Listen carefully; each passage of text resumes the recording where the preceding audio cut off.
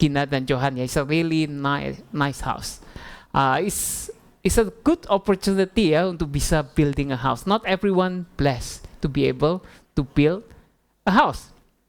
I don't think, saya sendiri pernah bilang sama istri saya, I don't think I will build one in my lifetime.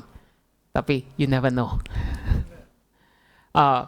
Saya bukan master builder, saya bukan orang yang bangun rumah. Saya seperti kebanyakan daripada kita tahu, saya ini orang IT.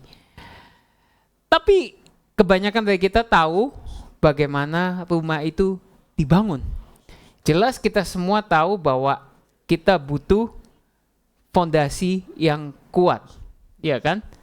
Saya memang bukan pembangun rumah, tapi saya punya rumah. Jadi saya tahu ada beberapa masalah yang terjadi di rumah saya, dan rumah yang tua, the older house, itu dibangun di atas apa? Pada tahu nggak? Pada di sini ya, bukan di Indonesia. Di sini semua rumah yang udah tua-tua itu biasanya dibangun di atas stump kayu. Itu fondasi rumah. Rumah yang modern, dan saya percaya rumahnya Johan dan Gina itu dibangun di atas konkrit. Kenapa konkrit? Ya, akhirnya saya tanya Gemini ya. Sekarang saya nggak tanya ChatGPT, saya tanya Gemini, lebih cepat katanya. Katanya konkrit itu stronger, more stable, and surprisingly cheaper, lebih murah dibanding stump. Oleh sebab itu rumah modern semua memakai konkrit. Tetapi stump itu ada tempatnya. Untuk rumah yang nggak rata, yang flat, yang dasarnya nggak rata, nggak bisa pakai konkrit. Konkritnya banyak banget dan bakal mahal. Jadi masih pakai stump. Nah, dan di rumah-rumah yang gampang kena banjir juga nggak bakal pakai konkrit karena gampang rusak. Jadi mereka juga masih pakai stump. Nah, udah common knowledge kalau kita mau bangun sebuah rumah yang stable itu perlu strong foundation. Saudara-saudara, kita di era sebuah ilmu pengetahuan yang begitu luar biasa, sains yang begitu maju, sampai gedung yang setinggi-tinggi itu bisa berdiri sampai sekarang. Waktu saya dulu visit ini gedung yang paling tinggi di sini ya, Eureka Tower. Di sana dibilang bahwa gedung itu pergerakannya itu bukan sentimeter, katanya kena angin tuh bisa bergerak meter. Nah, gedung yang goyang-goyang kayak gitu kok nggak rubuh? It's such a good engineer. Itu karena semua memiliki fondasi yang di-engineer sehingga building ini kuat. Building ini bisa berdiri sampai saat ini dan nggak rubuh karena itu adalah fondasi yang kuat. Saudara-saudara, kita semua tahu bahwa Yesus adalah ahli bangunan. Dia sering bilang bahwa dia ini ahli bangunan, tapi dia bukan bangun sebuah building. Yesus itu membangun sebuah kehidupan, life. Dia sering bilang bahwa dialah batu penjuru, the cornerstone yang membentuk sebuah rumah. Cornerstone itu bentuknya rumah seperti apa itu perlu ada cornernya. Kalau mau jadi segitiga, mau jadi kotak itu cornernya gimana? Barusan dibangun ke atas. Kalau cornernya salah, ya jadi rumahnya salah. Dan kali ini kita mau membaca dari kitab Matius pasal 4 ayat 24 sampai 27. Yesus memberikan perumpamaan mengenai dua dasar. Mari kita buka Alkitab kita. Di dalam kitab Matius pasal 7 ayat 24 sampai 27. Judulnya berkata dua macam dasar.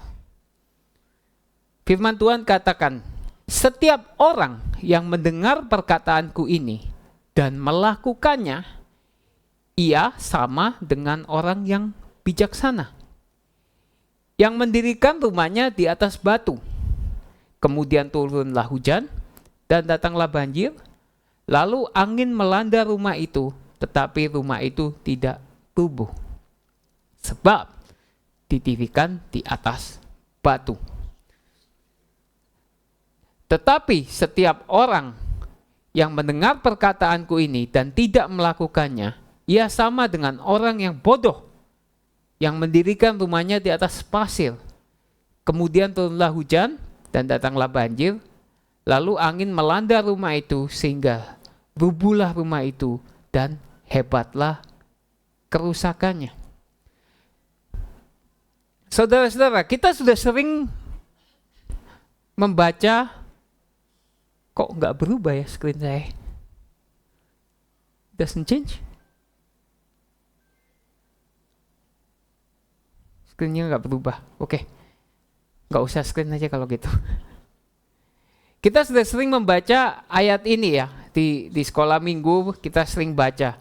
Dan waktu saya Google mengenai topik ini, Matius 2 macam dasar ini, kebanyakan video-videonya itu berisi mengenai video short untuk sekolah minggu. Nah, saya bilang yang mau yang lebih panjang nggak ada, isinya semua sekolah minggu. Ini mungkin salah satu ayat yang populer ya di sekolah minggu, along with Jonah ya. Jonah yang dimakan ikan itu, along with Jesus healing, itu paling sering didengar di sekolah minggu. Saudara-saudara, perikop dari kitab bacaan hari ini, yaitu Matius pasal 7, itu merupakan bagian akhir daripada khotbah Yesus di pegunungan. Kita tahu dari Matius pasal 5 sampai Matius pasal 7, itu di summarize sebagai khotbah di gunung, Sermon on the Mount.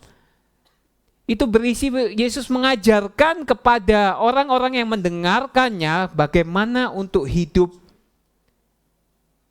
yang benar, bagaimana menjadi hidup sebagai di dalam kerajaan Allah. Idealnya tuh kayak begini. Ya, itu yang harus kita kejar. Itu semua di dalam Matius 5 sampai 7. Matius pasal 5 sampai 7. Dan di pasal 7 memang bagian akhir di dalam khotbahnya Yesus. Yesus mengajarkan mengenai hal menghakimi, hal meminta. Ya kan, ask kan. Ask itu artinya apa? Ask, seek, and knock. Ya kan, minta, carilah, dan ketuklah. Dan golden rule, do not do to others what you don't want to do to yourself. Itu the golden rule. Kemudian Yesus mengajarkan mengenai dua jalan, yaitu jalan menuju ke Tuhan dan jalan menuju kehancuran. Dia mengajarkan mengenai dua nabi, nabi yang benar dan nabi yang salah. Dan mengajarkan mengenai dua macam murid, murid yang benar murid Yesus, dan murid yang salah. Dan setelah semuanya itu, di akhir daripada pengajaran Yesus, Yesus mengajarkan mengenai dua macam dasar. Two type of builders. Nah, kalau kita baca ayat yang kita baca hari ini, kan dia bilang ada orang yang bijak, the wise. Ada yang bodoh, the fool. So this is the fool versus the wise builder. To wrap up his teaching, Yesus memberikan parabel ini.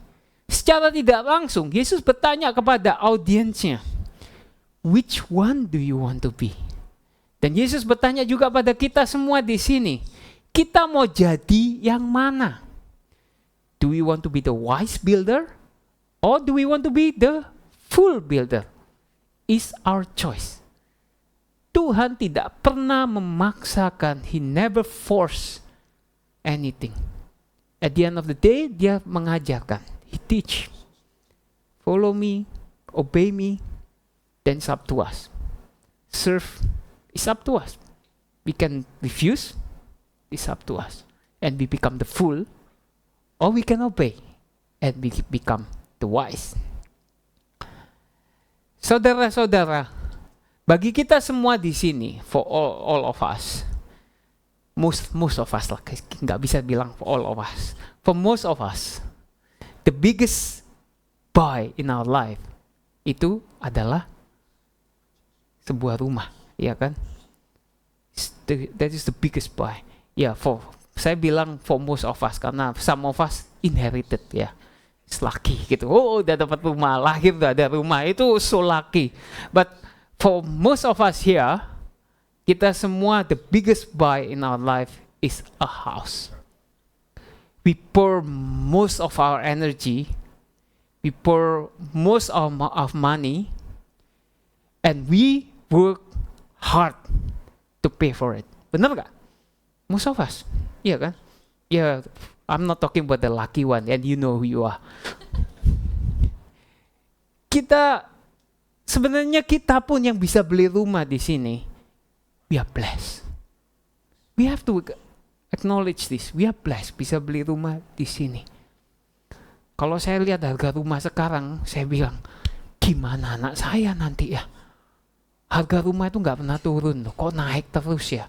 Harga saham tuh bisa naik turun nggak jelas. Harga rumah kok naik terus, walaupun naiknya tuh lebih pelan dari saham, tapi naik terus. But this is the biggest investment. Dan waktu Yesus menyampaikan firman ini, audiensnya dia juga tahu, house is the biggest investment. Dulu waktu saya masih SD, masih sekolah dasar ya, masih primary school, orang sini bilang ya.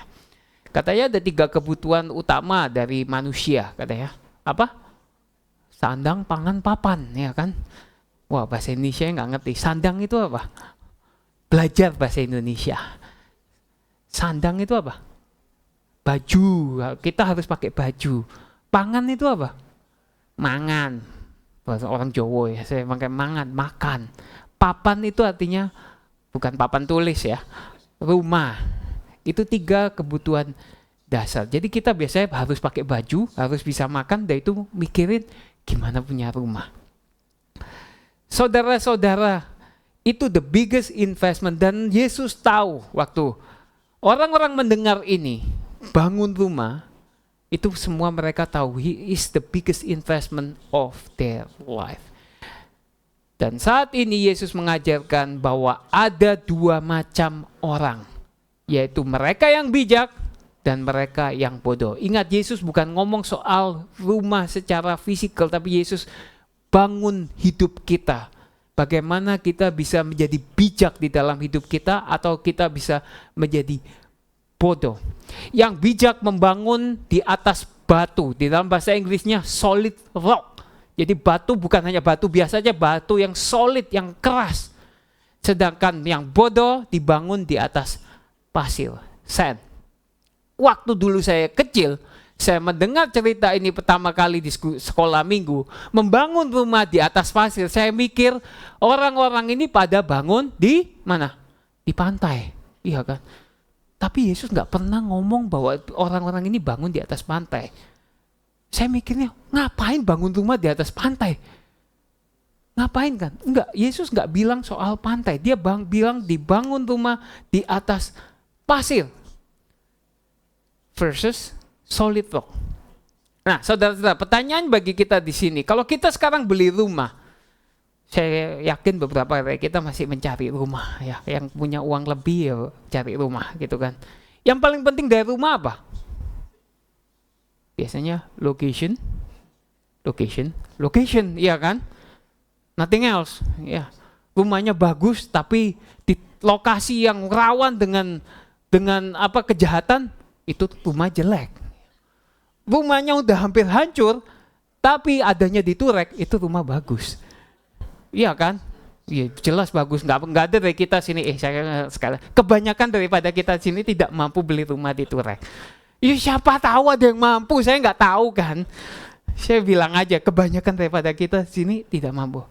Location, iya kan? Kalau lokasinya bagus, tapi Yesus nggak ngomong soal location, dia ngomong soal dasarnya. Dasarnya itu batu yang kokoh, solid rock, atau pasir.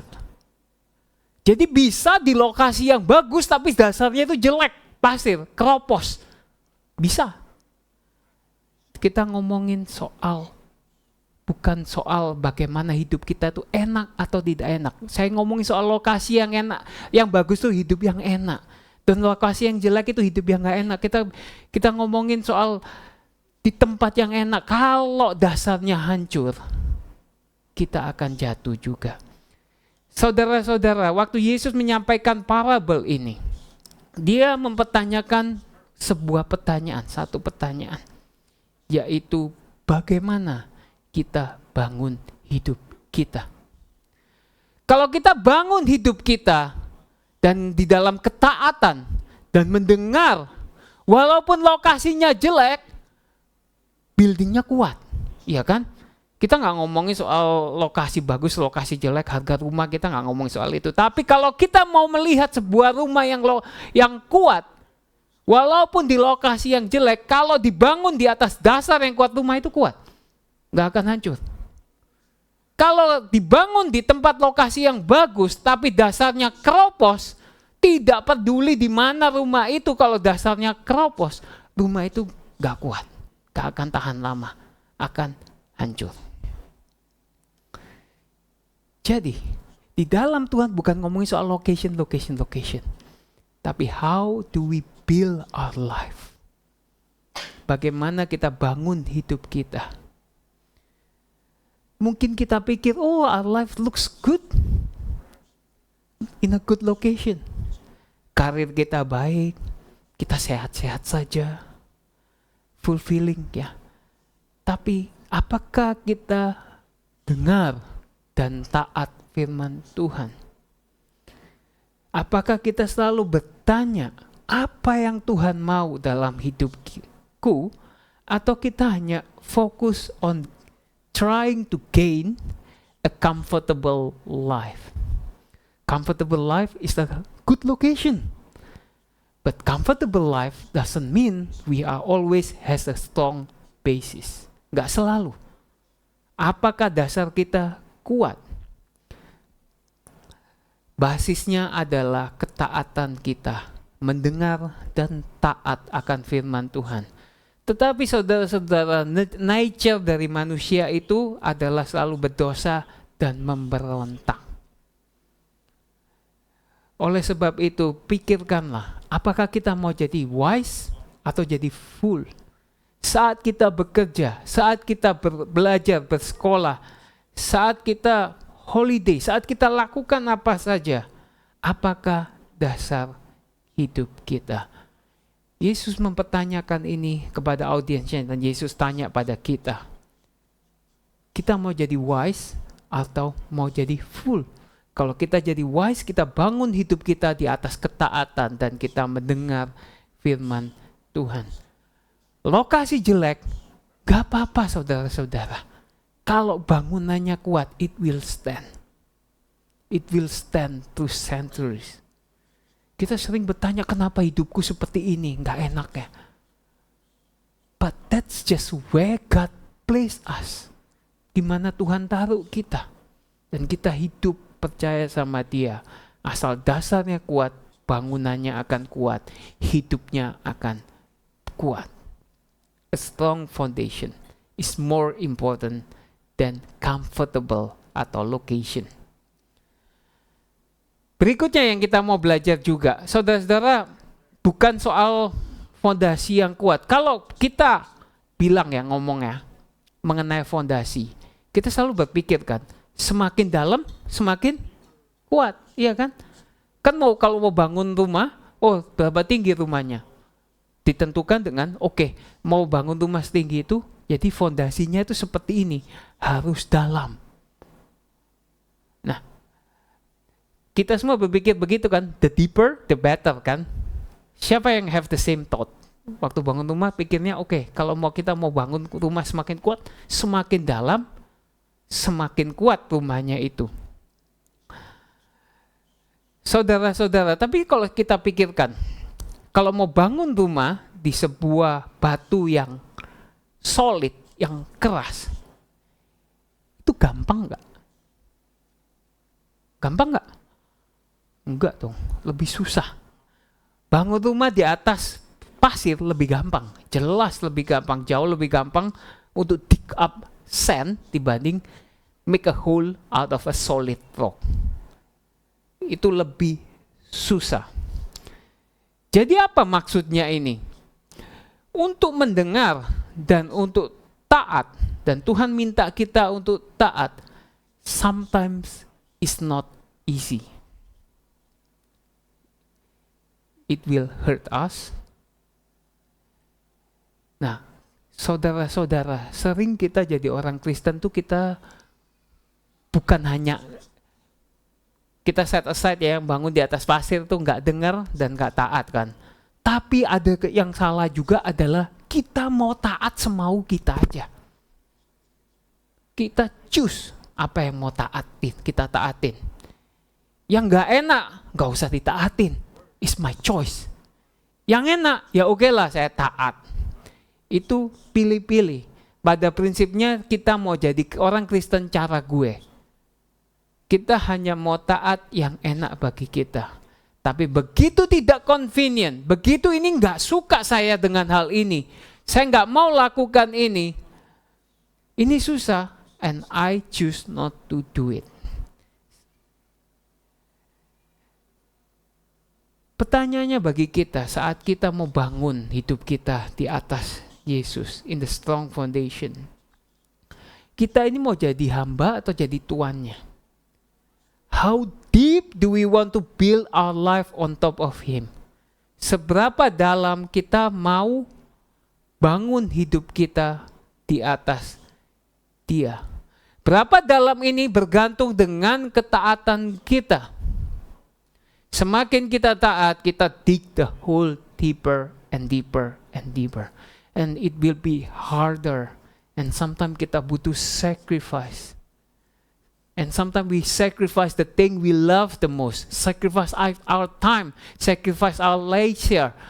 Sometimes it's painful to obey Him. But we do it because we love Him. Because we choose to obey. Because we choose to be wise. Yesus mengajarkan lagi di perumpamaan tentang kerajaan surga. The kingdom, the parable of the kingdom of heaven. Ada orang yang mencari harta, ya kan? Dan saat dia menemukan harta itu, apa yang dia lakukan? Dipendem balik, ya kan? Udah itu dia jual semua yang dia miliki, dia beli tanah itu. Dan karena dia tahu di situ ada harta. Yang lain nggak penting buat dia. Itu yang paling penting dan itu yang mau saya dapatkan. Saudara-saudara, kerajaan surga adalah mengenai invest. Di sini yang suka invest kan. Invest our life in Him. Invest our life, our effort in the kingdom of God. Coba pikirkan, deep down dalam kehidupan kita, apa yang kita nggak bisa let go untuk taat sama Tuhan. For some of us, it's our job. For some of us juga ada our leisure, hobi kita. For the others, maybe family. It's important. Saya nggak bilang itu nggak penting. That's important. Tapi saat kita mau taat and go deep, sometimes we have to sacrifice these things. Minggu lalu kita juga mendengar mengenai ketaatan Abraham. Saat Abraham taat sama Tuhan, dan Tuhan bilang, berikan anakmu, Ishak. Apa yang ada di pikiran Abraham saat itu? Bukan hanya Ishak ini anak kesayangannya dia, and kesayangannya dia saja ya, bukan satu-satunya anak, karena memang ada Ismail. Tapi ini anak kesayangannya, bukan hanya itu saja, tapi dari Ishak ini adalah janji. Janji yang dijanjikan Tuhan, semua yang dijanjikan Tuhan, berkat yang Tuhan janjikan di dalam kehidupan Abraham, bahwa kamu akan diberkati, kamu akan menjadi berkat, dan keturunanmu akan memberkati bangsa-bangsa. Itu janjinya Tuhan, dan dia harus sacrifice, bukan hanya anak kesayangannya, dia harus sacrifice janjinya Tuhan. That's why it's so hard. Tapi he goes deeper. Sampai Alkitab katakan dia bahwa dia percaya Walau Ishak itu akan dikorbankan, Tuhan akan bangkitkan dia kembali. Itu percayanya dia sama Tuhan dan dia taat. Saudara-saudara, saat kita taat, sometimes we may need to let go of our career, aspiration, of our wealth, our health, and people close to us. Apakah kita masih bisa go deeper and deeper to build this foundation? How deep is our foundation? It's a reflection. Itu yang perlu kita reflect dan kita pikirkan. Jadi kita perlu go deep, kita perlu choose untuk kita mau jadi wise atau jadi fool. Dan berikutnya, nah apa yang terjadi kalau kita sudah bangun di tempat yang salah, bukan tempat yang salah, di dasar yang salah. Kita bangun rumah kita di atas pasir, atau kita bangun sebuah rumah yang fondasinya nggak dalam. Memang rock, kita taat tapi milih-milih. Jadi saya mau taat ini, saya nggak mau taat itu. Jadi fondasinya nggak dalam. Not cetek ngomongnya. Cetek itu bahasa Indonesia atau bahasa Jawa sih? Cetek ya. Dangkal. Ya, bahasa Indonesianya dangkal benar. Jadi nggak dalam. Itu rumah yang sudah bangun kayak gitu mau diapain ya? Saudara-saudara, sekitar 15 tahun yang lalu, about the time saya dan istri saya masih tinggal di Boxhill waktu itu, kita mulai berpikir seperti mungkin Johan dan Gina berpikir 3 tahun lalu, mau nggak bangun rumah ini, gitu. Ternyata bank account saya lihat nggak bisa bangun rumah. Saya bilang sama istri saya nggak bisa bangun rumah. Terus ke mana bisa bangun rumah, nggak tahu perlu waktu berapa banyak. Terus kita tinggal di mana? Masa kita mau camping di depan rumah saat rumahnya dibangun? Nggak bisa kan? Jadi, gimana kalau kita beli rumah saja? Dia bilang, saya lebih murah beli rumah dibanding bangun rumah. Oke, kita lihat-lihat rumah. Dan setelah lihat weeks, I think months ya, ada satu rumah yang bukan tampangnya menarik, tapi harganya yang menarik, dolarnya yang menarik, gitu kan. Rasanya kita mampu beli rumah ini. Rumahnya agak tua, rundown. Saya pikir, wah ini cuma kosmetik aja, bisa dibenerin semuanya. Maka kita visit rumah itu. Wah, begitu saya masuk di rumah itu, wah ini kok bisa kayak joget-joget gitu ya. Terus lihat di temboknya retak di mana-mana, saya garuk-garuk kepala, ini rumah kenapa ya? Makanya murah. Saudara-saudara, saya udah beli rumah, nggak berkali-kali sih, more than once gitu kan, beli rumah. Biasanya saya beli rumah, saya nggak pernah ada namanya building inspection. Karena saya punya iman, by faith. Sola fide gitu kan, alias pedit, nggak mau bayar. Tapi waktu lihat rumah itu, the wisdom from God and wisdom from God, from my wife, dari Lenny bilang, order building inspection. Wah, shockingly saya bayar building inspection dengan sakit hati. Saya bayar. Waktu saya keluar reportnya, saya pikir, mungkin cuma kosmetik aja. This is the most shocking report yang saya pernah baca. Orangnya pada bilang, this house has a foundation issue. In nutshell, dia bilang, lu bisa coba fix it, but our recommendation is just to blow it up and build it up again. Destruct and reconstruct.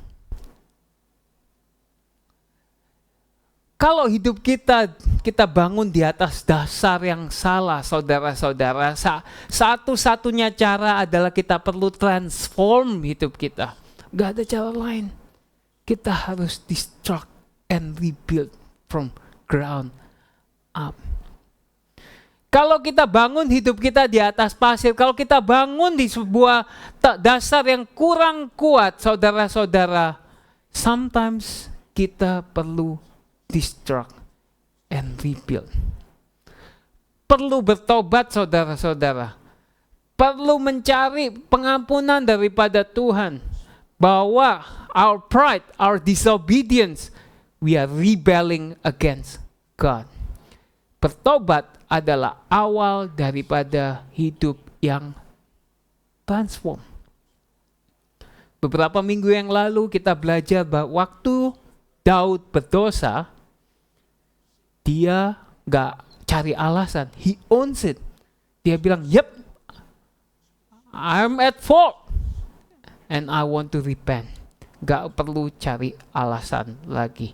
Saudara-saudara, kalau kita bangun hidup kita di atas dasar pasir, di mana kita ini mau hidup seenak kita saja sendiri, gak taat sama, gak mendengar dan taat sama firman Tuhan, atau kita hanya taat apa yang kita mau saja, yang membuat kita senang kita taat, gak ada sacrifice sama sekali dari kehidupan kita, gak ada cara lain saudara-saudara selain kita deconstruct and rebuild on a good base. Dig deep. Deeper and deeper and deeper. It's not easy to let go. Apalagi kalau kita sudah invest so much in our current lifestyle. Itu susah untuk let go. Saya ini seorang hoarder. I like to keep my things. But I know somebody that close to me, that the name shall not be named, is a bigger hoarder than I am. Letting go pada barang yang kita nggak pakai itu susah sekali. Saya juga bilang mau dibuang nggak ya? Udah barang di pojokan gitu, udah bertahun-tahun diliatin mau dibuang nggak ya? Ntar pasti kepake. Saudara-saudara, kalau kita lebih dari setahun nggak kepake itu pasti nggak kepake, dijamin nggak kepake. We just hoarder, just learn to let go. Belajar untuk melepaskan saudara-saudara. Kalau hidup kita dibangun di atas dasar yang salah, paham yang salah, nilai-nilai, value kita yang salah, hidup kita akan fragile dan kita perlu let go.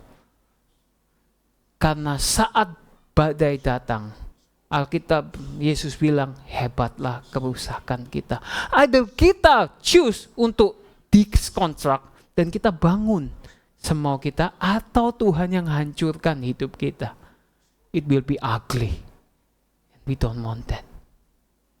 Mending kita sendiri yang bekerja dan kita plan untuk bangun kita, hidup kita di atas dasar yang benar. Yang terakhir adalah takes us to this point. Bedanya antara ahli bangun yang bijak dan bodoh itu banyak ya. Satu ya, bahwa mereka taat dan mereka nggak taat, bangun di atas pasir, dan satu dibangun di atas solid rock. Tapi yang sama dari mereka berdua adalah yang konstan ya. Kayak saya orang IT kan ngomongnya konstan. Konstannya apa? Konstan itu adalah sesuatu yang nggak berubah di antara dua case ini. The storm is constant. Terjadi pada dua-dua rumah itu. Sama dan terjadi. Di dalam perumpamaan yang Yesus sampaikan, kedua tipe bangunan ini dua-duanya kena badai, hujan, dan banjir. Ini konstan. Artinya apa? It will happen, saudara-saudara. Jadi jangan berdoa sama Tuhan, Tuhan janganlah hidupku terjadi diberikan pencobaan dan kesusahan. Jangan doa kayak gitu. Itu doa yang namanya sia-sia. Karena Yesus bilang it will happen. It will happen. Luang Yesus saja orang baik, orang benar. Orang yang tidak berdosa, yang dia lakukan seumur hidupnya dia untuk membantu orang, untuk menyelamatkan orang. Apa yang terjadi sama dia? Dia disalib. Itu aja terjadi sama hidupnya Yesus. Nah kita jadi pengikutnya Yesus, kita bilang Tuhan jangan hal yang jelek terjadi dalam kehidupanku. It's a vain prayer. Doa yang sia-sia, saudara-saudara. Yesus bilang it will happen. It will happen. Jadi, tapi ada bedanya. It will happen. It's not about if, it's about when. Benar. when it will happen. When it happen, bedanya adalah saat cobaan dan turbulence dan kesulitan ini menerpa hidup kita dan bertubi-tubi, and one and another it will hit us at the most unexpected time. Bangunan yang dibangun di atas batu yang kuat, solid rock, it will stand. Itu akan tahan. Diterpa angin, diterpa hujan, diterpa banjir, tetap kuat. It will happen. But we will stand. Karena dasar kita kuat. Dasar kita strong. We have a strong foundation. When we obey God, our life, we build trust. Kita bangun kepercayaan. No matter what happen in this life, we have a solid foundation. Tetapi yang terjadi pada orang yang membangun rumahnya di atas pasir atau dasar yang tidak dalam adalah waktu hal ini terjadi, the storm, the flood, and the wind happen, Yesus bilang, maka hebatlah kerusakannya. It will destroy the life. Saudara-saudara, pilihannya itu pada kita. Memang benar bahwa the storm and the destructions, it will happen. And dalam kehidupan kita, it will happen more than once. It's a different life, different scenario, different challenges. But when we face this challenge with a strong foundation, and we face this challenge with a weak foundation, it will be different completely. Completely different. Saudara-saudara, kita mau bijak atau kita mau bodoh? Kita mau bangun di atas hidup kita, di atas batu yang kuat, solid rock, atau di atas pasir. Kalau kita berada di sebuah posisi di mana kita bangun hidup kita di sebuah dasar yang tidak kuat, ingat bahwa badai, angin, hujan, dan banjir akan datang. Di dalam dasar semuanya ini, dalam ajaran Yesus semuanya ini, kunci utamanya adalah mengenai ketaatan, obedience. Kita semua mendengar firman Tuhan, saudara-saudara. Saya percaya di sini semua membaca firman Tuhan. Kita datang di sini, kita membaca firman Tuhan, kita merenungkan firman Tuhan, kita belajar khotbah Yesus di gunung, dan kita pelajari Alkitab. Yang kita cari itu adalah kita taat. Kita bertanya terus, what should I do? That's become the basis of our life. Saya dulu pernah mendengar sebuah definisi mengenai discipleship, pemuritannya. Discipleship itu apa artinya? What does it mean for us to be a disciple? Untuk menjadi muridnya Tuhan. Salah satu pakar menjawab begini, bahwa discipleship itu adalah constantly asking God, how can I obey you now, today, this moment? Discipleship meaning that we have a heart to obey.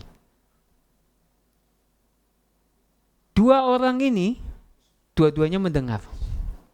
Alkitab bilang kan, yang bodoh dan yang wise, yang bijak mendengar. Yang bodoh mendengar, tidak taat. Yang bijak mendengar, taat. Bukan hanya taat milih-milih, taat pada semuanya.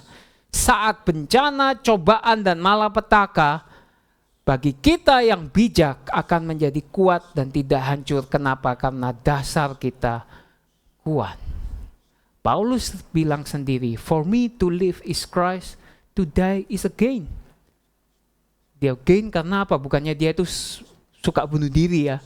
Karena bagi dia mati pun bertemu dengan Kristus. Jadi segala sesuatu dari hidupnya dia adalah mengenai Kristus.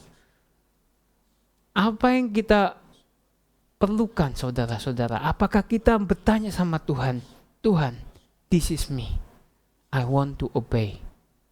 Itulah the core of discipleship. Keep asking God, how do I obey now? How do I obey today? How do I obey every time? That's at the heart what discipleship mean. Hari ini kita belajar mengenai perumpamaan yang disampaikan Yesus di akhir daripada ajaran dia. Dan dia bertanya sama kita, saudara-saudara, apakah kita mau menjadi orang yang bijak atau orang yang bodoh? Apakah kita mau bangun hidup kita di atas solid rock, yaitu Tuhan Yesus, dengan ketaatan kita sama Dia, atau kita mau bangun hidup kita di atas pasir, jadi kita bangun semau kita. Ini bukan hanya mengenai taat yang kita pilih-pilih, tetapi deeper and deeper. Jadi saat badai, hujan, angin, dan banjir datang, kita akan kuat. Dan kita akan bangun hidup kita. Kita berjalan, kita bernafas, kita bernafkah, kita belajar. Dengan ketaatan kita akan firman Tuhan.